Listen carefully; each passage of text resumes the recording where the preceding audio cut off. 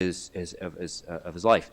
And in the very beginning of the introduction of the book, Churchill says why he's actually recording this history. And the reason he says he's recording the history is because the French simply can't be trusted, right? And the reason they can't be trusted is it does affect, it directly impacts the development of French policies in Algeria from the beginning, is they're an unstable government. They're always an unstable government. For example, the occupation leads to the fall of the monarchy, which then again falls in the 1848 revolution, which directly affects Abdelkader's life. And the constant instability in France shapes the kind of the effects of colonialism in Algeria. So what happens after the Battle of El Makta is, and Cadet Smith rightly pointed this out, it changes the attitudes in France. It frames the political debates in a particular way to allow the public to engage and actually begin to think about supporting colonialism.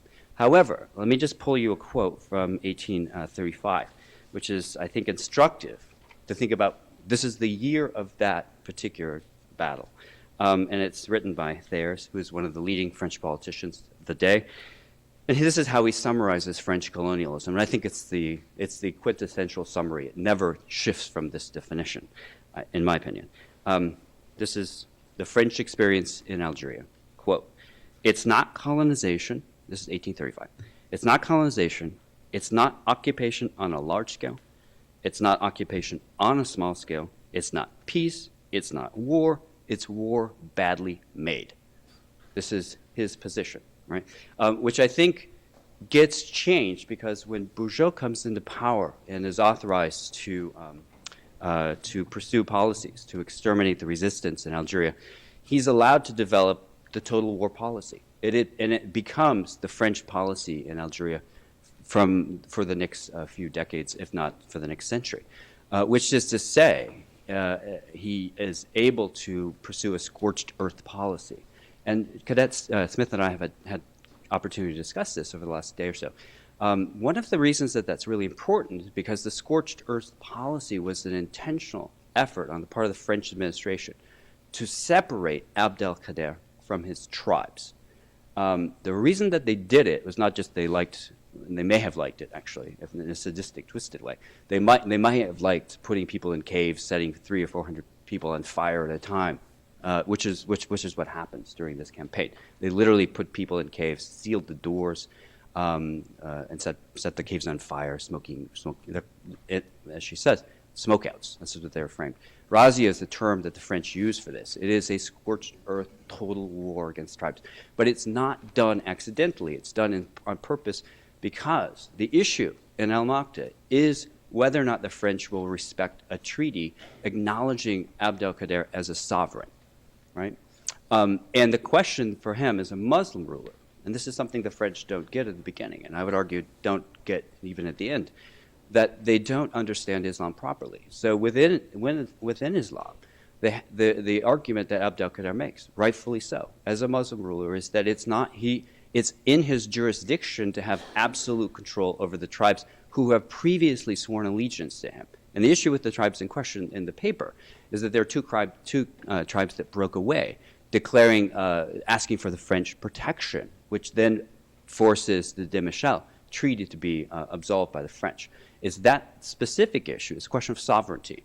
And the issue with Tretze, when he comes into power, is, again, the issue of sovereignty. He wants to make sure that Abdelkader absolutely unconditionally recognizes the sovereignty of France and the French king.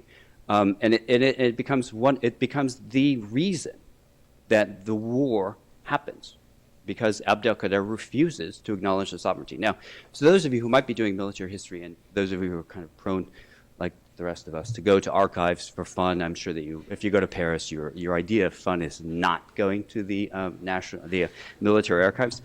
You might want to stay away from it. But my idea of fun, and our idea of fun, because we're twisted individuals, is to go to the archives. Now, when you go to the French archives, the interesting thing about the French archives, the French military archives, these are the national archives for the French army in Paris. When you walk in the door of the archive, the document that you see when you come in the door, visitor, distinguished guest, what have you, is the Treaty of Tafna. It is the treaty that Abdelkader signed with the French and eventually kind of, which again was broken. It's another treaty. It's like the Demeshel Treaty. The French sign them and then don't acknowledge them. But what's interesting about this, not only did they not acknowledge it, they willfully mistranslated terms and agreements. And Abdelkader eventually, when he wages several jihads against France, it's all a question about recognition. It's a question of sovereignty, whether or not France has the honor and dignity to uphold treaties. And as he finds out case and a case again, France doesn't do that. France always reneges on agreements. Part of the reason, again, going back to Churchill, one of the reasons that Churchill wrote the book about Abdelkader is because the French can't be trusted. The reason that French can't be trusted is because they shift from monarchs to democracies, monarchies to democracies, monarchy to democracy, etc. And if you know the history of France, there have been 5 republics, right? And it's such an unstable government that when you're making peace with a government like France, you don't quite know who's going to be in power when. That's the case with Abdelkader, because when he finally agrees to the terms of the ceasefire, the idea was in 1847 when he lays down his arms, and this is after a very long campaign, fighting against the French, etc.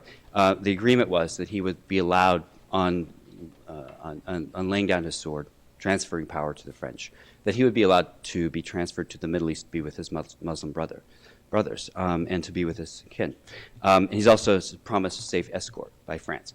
Well, that's great if you're dealing with one France, but you're never dealing with one France, right? There are multiple Frances. So when he lays down his arm, he surrenders to a sovereign.